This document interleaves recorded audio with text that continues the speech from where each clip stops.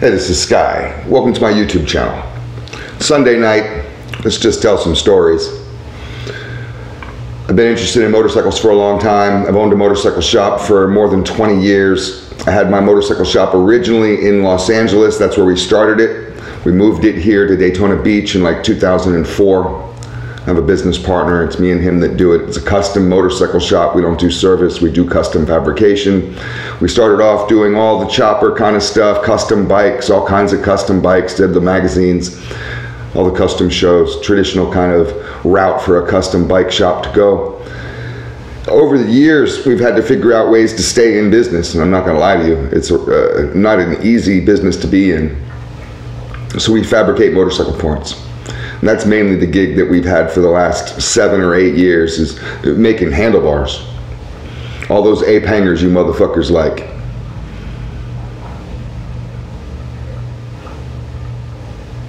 I enjoy Bike Week. We have Bike Week here in Daytona.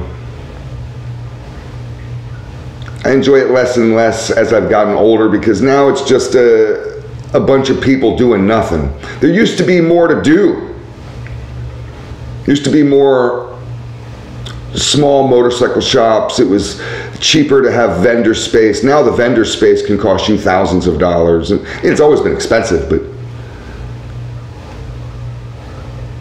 people at Harley, they've been friends of mine for a long time. They said, we'll give you a good deal, family deal on the space. And I think it was it like $10,000 for the week?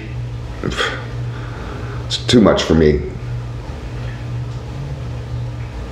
Main Street is really where all the action's at.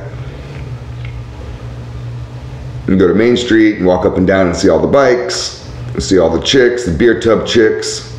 It's all about placement for those beer tub chicks. If they have a good spot, they can make thousands.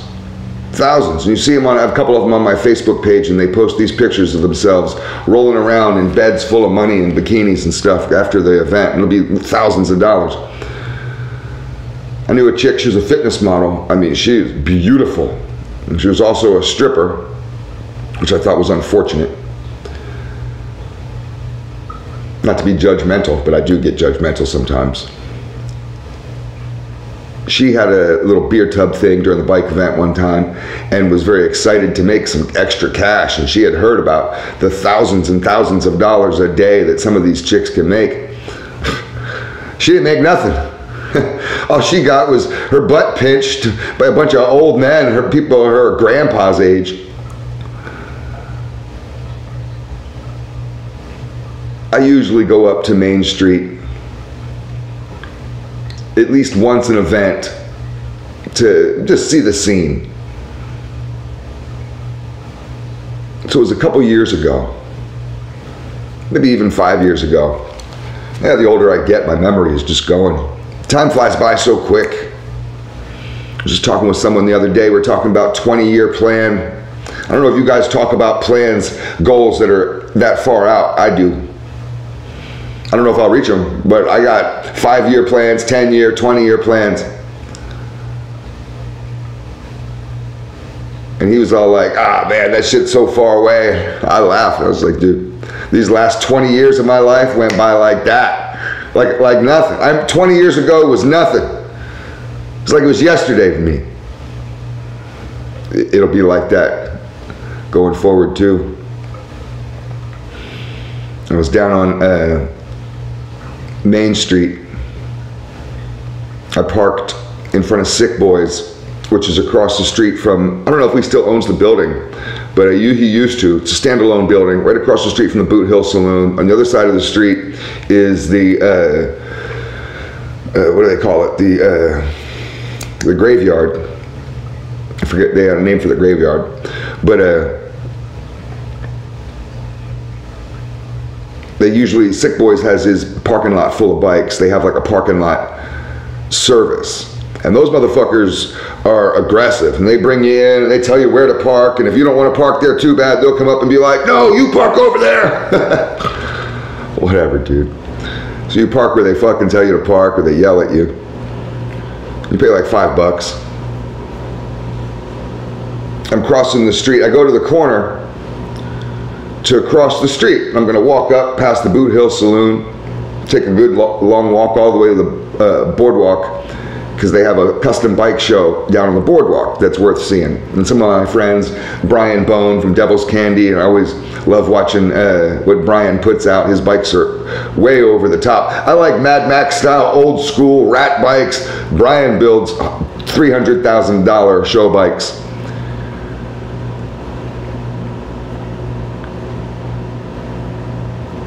And I'm standing there in the corner, and the parking lot behind me is packed full of bikes. That parking lot, they really make a lot of money on that bike parking, because it's hard to find parking along Main Street. And I'm standing there, the bikes are pretty much right at the back of my legs. There's a big crowd of people, so I'm kind of behind the crowd of people. I'm not trying to weasel my way up to the corner to get in front of everybody. I got plenty of time. I'm in no hurry. And I noticed a rather tall, large, I mean, I'm 6'2". This guy had a few inches, he's probably 6'6". Standing like right up on me, like right there. I look over, and this motherfucker's got his back to me, and he's standing like this. Right up on me, and there's no reason to be standing like that. I look at this, he's got a back patch on his vest. He's with some motorcycle club. I didn't recognize who they were, but they're like blue and white colors or whatever, and that's law enforcement clubs. A lot of them have those. And there's a lot of law enforcement clubs. But I didn't know what he was, and I mentioned to him. He turned around, and I was like, "What are you doing?" I look up at him, he's a fucking monster. I was like, "What are you doing?" And he said, "Excuse me, citizen, I'm just guarding the bikes."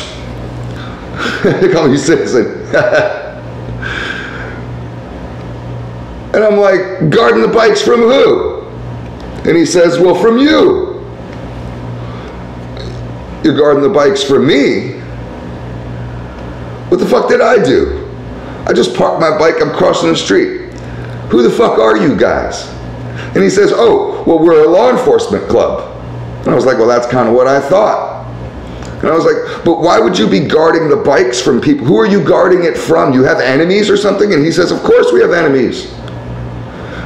So I start the conversation, a rather friendly conversation with this guy. So I'm just like completely fascinated at this point. It'd be one thing if it was one of the large 1% clubs that you had heard of.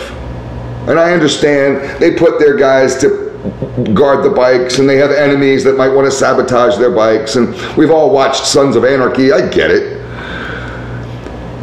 But this is a cop club. This guy's a cop. And the club is all cops, either current or former law enforcement. So he says, "Fuck yeah, we got enemies."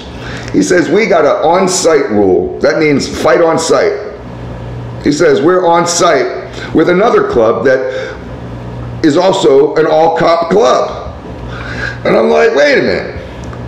You have a rivalry, a fight-on-site rivalry with another cop club?" And he's like, "Damn right we do. With a couple of them. We don't like them, they don't like us, and we fight all the time.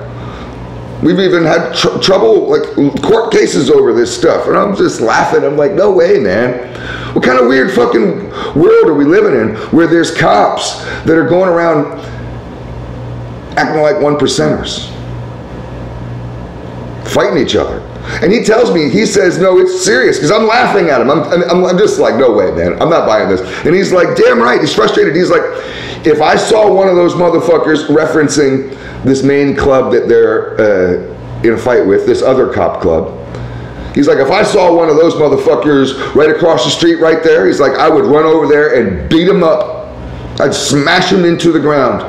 He's like, "And nobody would be able to stop me." And this guy's 6'6" and probably 300 and something pounds.